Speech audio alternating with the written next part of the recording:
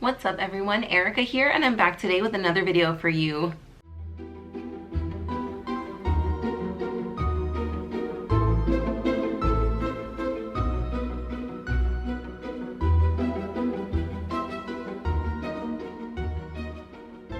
Welcome to my channel, friends. I'm so happy to have you here for today's video. For today's video, I have an ear tutorial for you guys. That is something that has not been on my channel in a long time. I have been kind of pulling back on the DIYs, but this is actually one that I did, was it a year ago? 2 years ago? A year ago, I think. Today, I'm gonna be sharing with you all how I made these interchangeable bow Hocus Pocus inspired ears. I made these for my friend Rawan over at the Disney Damsels back when Sariea and I did our Hocus Pocus collab, our little box swap. I made her interchangeable bow Hocus Pocus ears. This was my first time doing the interchangeable bow. I tried a couple different techniques and kind of went through my little learning curve with this. I have made interchangeable bows since then, and it's just something that I really like it, is what I'm trying to say. I obviously love the variety that you can put with the one pair of ears. So yeah, I'm gonna go ahead and shut my trap and share with you guys how I made these ears. Since this is an interchangeable bow tutorial, I thought we would start with the most important part first. I am going to be showing you how I made 2 bows. First, I started with this spider fabric. I am going to be using a piece of felt to kind of thicken up the bow. These bows are a little bit bigger than what I normally do, but I wanted them to be really plush and really thick, so adding the felt is gonna add that. So all I'm doing is placing a perimeter of hot glue around the piece of felt, and what this is doing is pretty much creating like seams for the bow. I'm adding some hot glue, and here you'll see I'm gonna lay down the edges of the fabric so we don't have any fraying sides. I am a little more extra, if you will, with this part. You'll see me cut little strands of fabric. It just kind of drives me crazy once the ears are done and I see random pieces of fabric sticking out, so I do take my time when I'm closing up the seams of the bow. As I've already mentioned, I wanted this bow to be a little bit bigger, a little plushier, and this is kind of I don't know if I would say newer method, but something new that I've been trying is I've been taking these rubber elastics. The tricky part is you have to pinch your fingers down the center of the bow, and you have to commit to where you want it. And once you've done that, I secure the elastic around as many times as I can before it snaps on me. And I find that it makes the bow just, pinched at the center, which is perfect, but it really expands the sides. So I've been loving doing that. To complement the black spiders on the gray fabric, I'm taking this black sequined fabric to do the center of the bow. I'm using these rubber like finger covers. This is super helpful with this fabric particularly because it is pretty thin, so I burn my finger a lot. Something I wanted to note, if you are gonna try this method of using the elastic, make sure you're placing hot glue gun on the sides of it, not directly on top of it, because the heat will make the rubber band snap. So I put it on the opposite sides of the elastic, and here is the interchangeable part that you're going to want to pay attention to. So before I secure the top portion of the little piece of fabric going around, I hold the fabric down as tight as I see fit, and I adjust the clip. So this is the little alligator clip that's going to make the bow interchangeable. So this is where you have room to kind of figure out where you want it to lie, and then once you're happy with the placement, go ahead and secure it with some hot glue.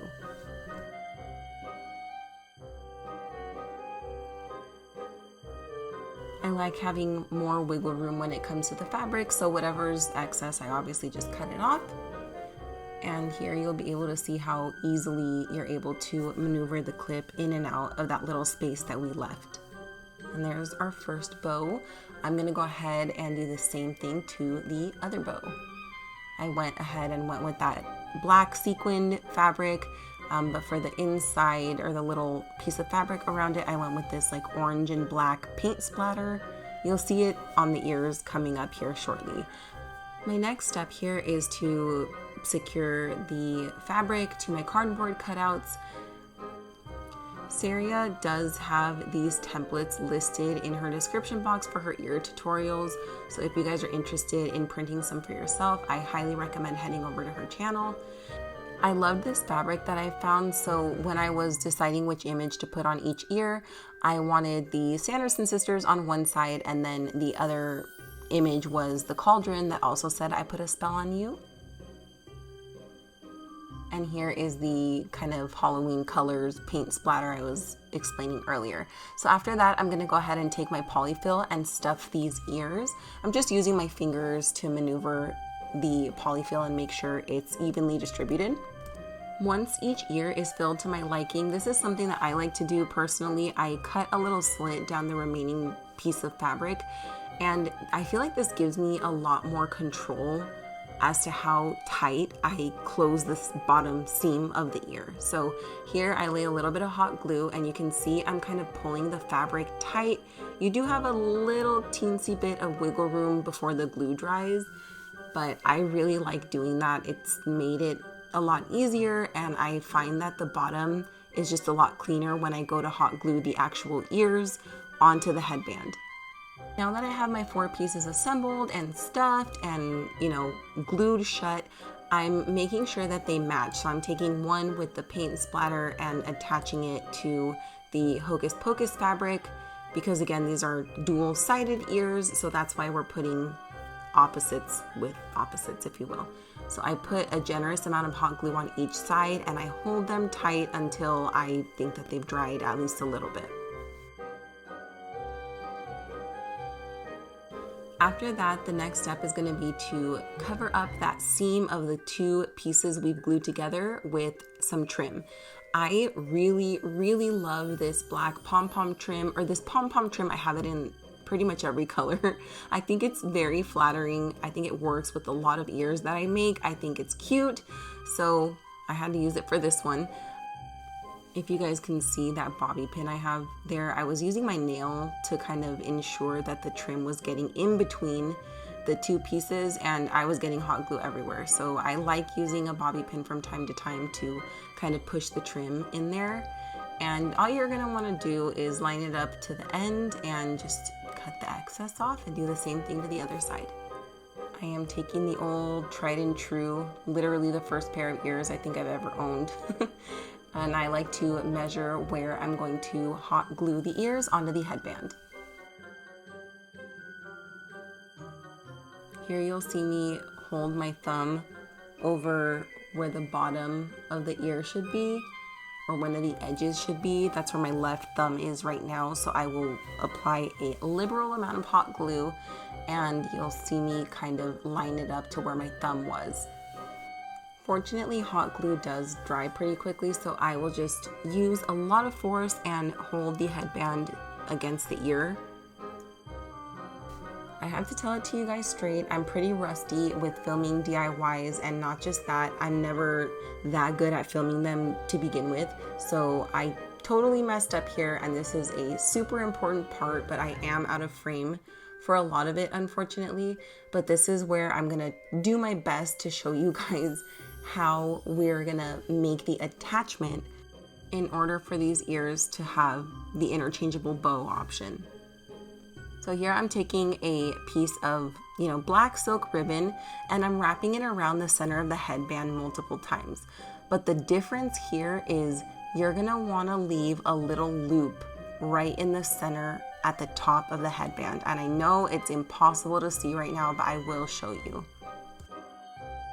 Here you can see I pinched the ribbon to create this little loop-de-loop in the center, and all I did was I secured each edge with hot glue.